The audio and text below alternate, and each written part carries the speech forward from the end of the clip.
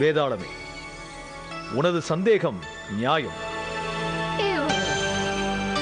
என் மீது குற்றம் கூறியதில் எந்த வருத்தமும் இல்லை.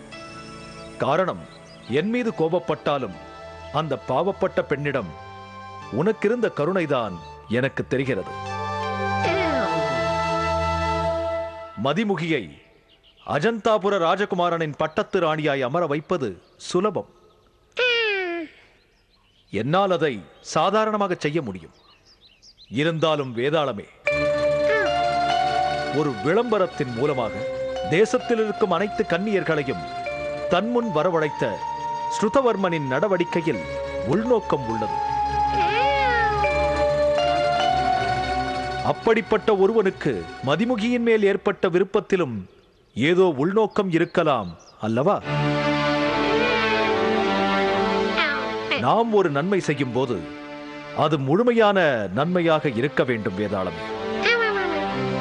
ராஜகுமாரனுக்கு மதிமுகியின் மேல் ஏற்பட்ட விருப்பம் உண்மையான அன்பால் ஏற்பட்டது என்று நமக்கு தோன்றட்டும்.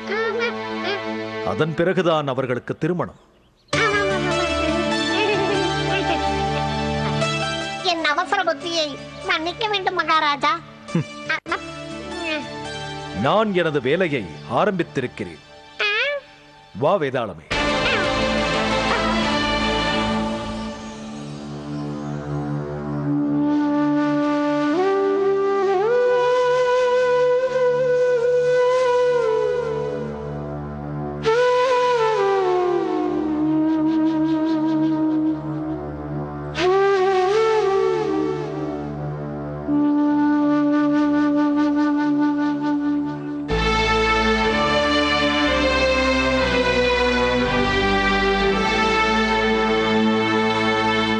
மகனே,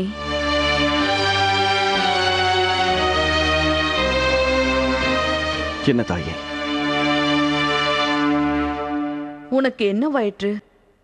யாரையும் சந்திக்காமல் இப்படி தனியாக இருப்பதும், வழக்கமான செயல்களை நிறுத்தி இருப்பதும், தந்தையின் சமாதியில் விளக்கேற்றவும் வரவில்லை. என்ன வயிற்று? ஒன்றுமில்லை தாயே. எனது மகனின் மனம் கலங்கினால் அது எனக்கு தெரிந்துவிடும். என்றும் சிரிப்புடன் பார்க்கும் உன் முகம் சுருங்கினால் அதற்கான காரணமும் எனக்கு புரிந்துவிடும்.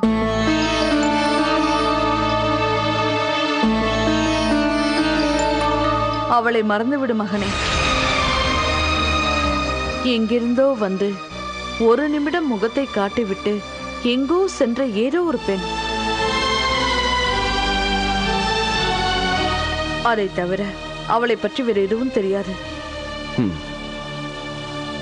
தாங்கள் கூறியதும் சரிதான். எங்கிருந்தோ வந்து எங்கோ சென்ற ஏதோ ஒரு பெண் தான் அவள். ஆனால் அவள் முகத்தை நான் பார்த்தது வெறும் ஒரு நிமிடம் அல்ல.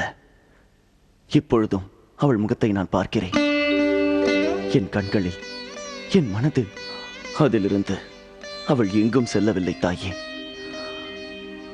என்னால் அவளை மறக்க முடியவில்லை. உனக்கு என்னவாயிற்று மகனே? ஒரு பெண்ணை நினைத்து குழப்பமடைந்திருக்கிறாய். மற்றவர்கள் இதை அறிந்தால் கேலி செய்வார்கள்.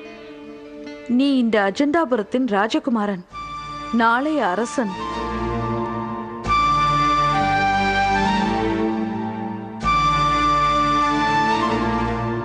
கலங்காமல் இரு மகனே.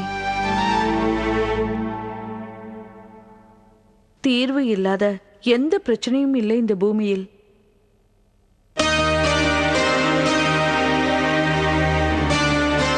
செல், நீ சென்று உறங்கு. செல் மகனே.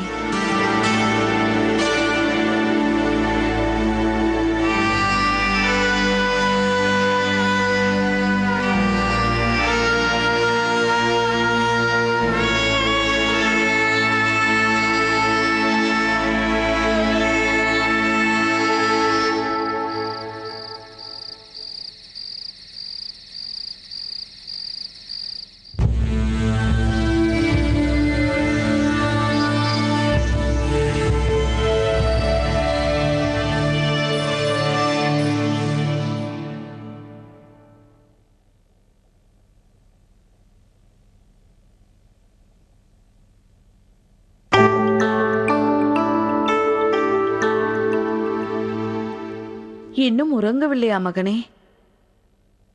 அவள் யார் என்று தெரிந்து கொள்ள என்ன செய்வது தாயே? இன்னும் நீ அவளையே நினைத்துக் கொண்டிருக்கிறாயா? நிறைந்த தீபத்தை போன்றவள், விலை உயர்ந்த ஆடை ஆபரணங்கள். இந்த நாட்டை சேர்ந்தவள் இல்லை, வேறு ஏதாவது ஒரு நாட்டின் ராஜகுமாரியாக இருப்பாளோ? விக்ரமாதித்யன்